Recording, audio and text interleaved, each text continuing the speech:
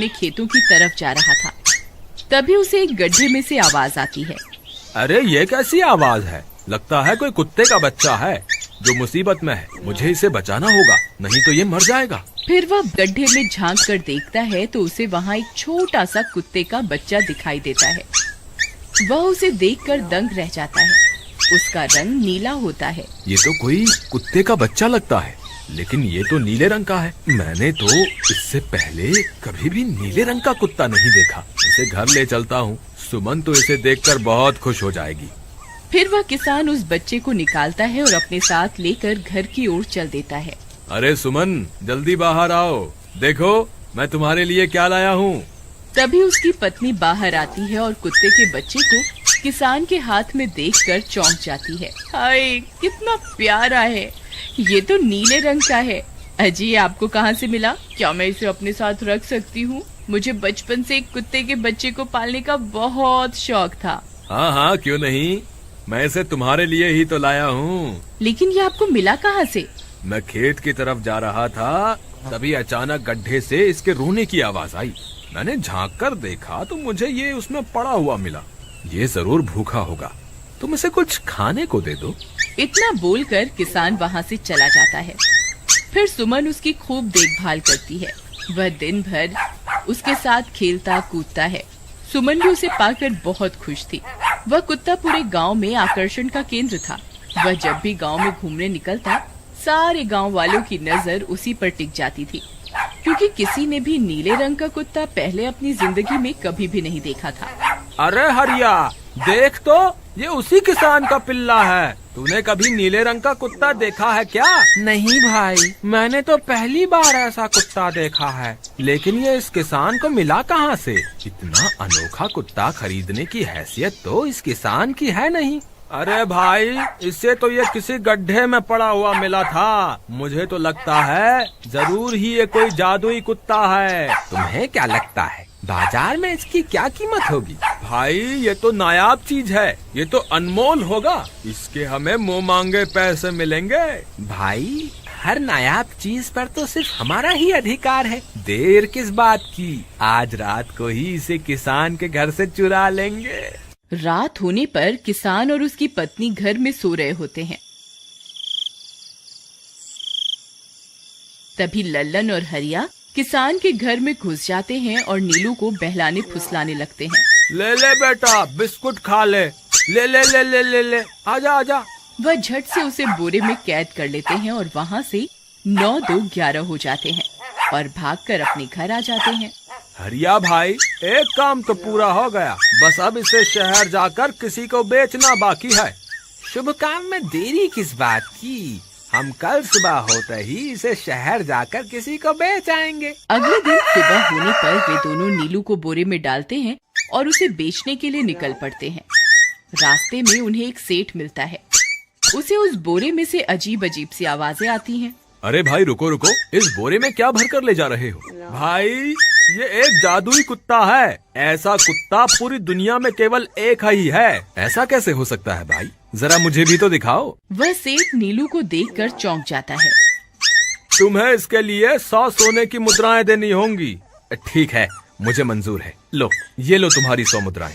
आज से ये कुत्ता मेरा हुआ। वहीं दूसरी तरफ नीलू को घर में न पाकर सुमन और किसान परेशान हो जाते हैं। सुमन का रो रो कर बुरा हाल हो जाता है।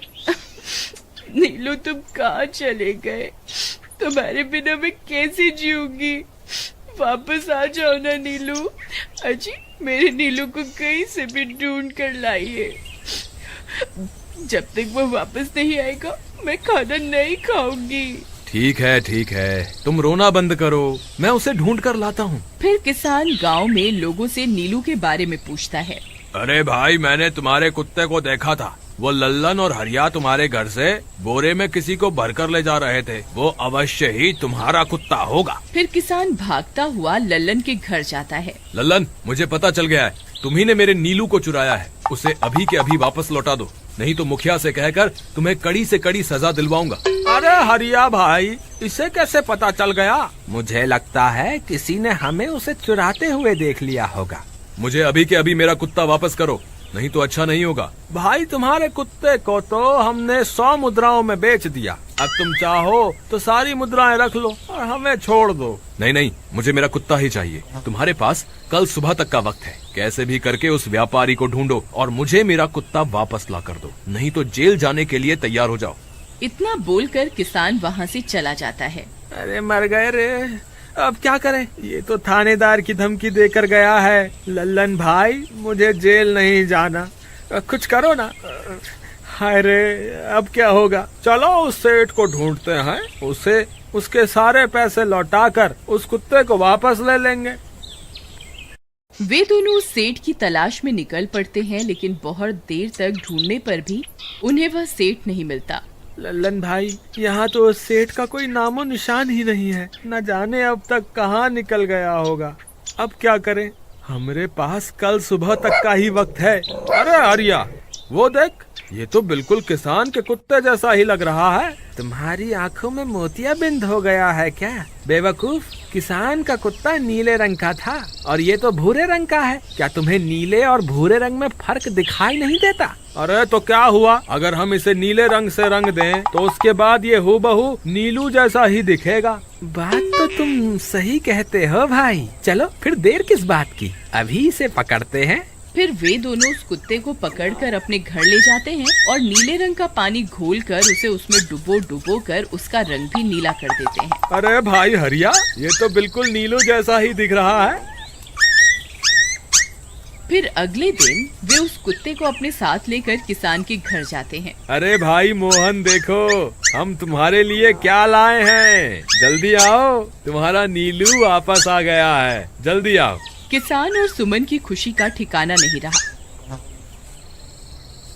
लल्लन और हरिया, तुमने गुनाह तो बहुत बड़ा किया था, लेकिन वक्त रहते तुमने अपनी गलती को सुधार लिया, इसलिए मुझे तुमसे अब कोई शिकायत नहीं है, तुम दोनों जा सकते हो। फिर वे दोनों वहाँ से निकल जाते हैं। नीलू, तुम वापस आ गए, मुझे तुम्हारी कितनी फिक्र हो रही थी। कहाँ चले गए थे तुम? हाँ, आज के बाद मैं तुम्हें कभी अकेला नहीं छोड़ूंगी। मेरा नीलू इतने दिनों बाद घर आया है, इतना गंदा भी हो गया है। चलो अब हम नहाई करेंगे। फिर सुमन उसे नहलाने लगती है। अले मेरा नीलू नहाई करेगा, इतना गंदा हो गया है। पानी उसके ऊपर पड़ते ही वह कुत्ता छटपटाने लगता है। अरे क्या हुआ नीलू, तुझे तो नहाना बहुत पसंद था, आज क्या हो गया तुझे? तभी उसका सारा नीला रंग उतरने लगता है। अरे ये क्या, इसका रंग क्यों उतर रहा है? तभी वह कुत्ता गुस्से में आकर सुमन को काट लेता है। अरे मर गई रे, हाय रे, अरे सुनो जी, इसने तो मुझे काट खाया। हाय रे अजी, सुनते हो, जल्दी आओ, मुझे लगता है ये हमारा नीलू नहीं है, देखो इसका तो सारा रंग ही उतर गया। ये तुमने ठीक नहीं किया लल्लन, अब मुझसे बुरा कोई नहीं होगा। फिर किसान गुस्से में लल्लन और हरिया के घर जाता है। ए लल्लन, दरवाजा खोल। ए लल्लन, जल्दी दरवाजा खोल, नहीं तो इसे तोड़ दूंगा। आज तुझे मुझसे कोई नहीं बचा सकता। अरे मर गए रे, ये तो उसी किसान की आवाज है, लगता है इसे हमारी तरकीब के बारे में पता चल गया। अरे क्या हुआ भाई, इतने गुस्से में क्यों हो? तुम्हें क्या लगता है मैं बेवकूफ हूँ? तुम किसी भी आवारा कुत्ते को नीला रंग चढ़ाकर हमें दे दोगे और हम मान लेंगे कि वो नीलू है?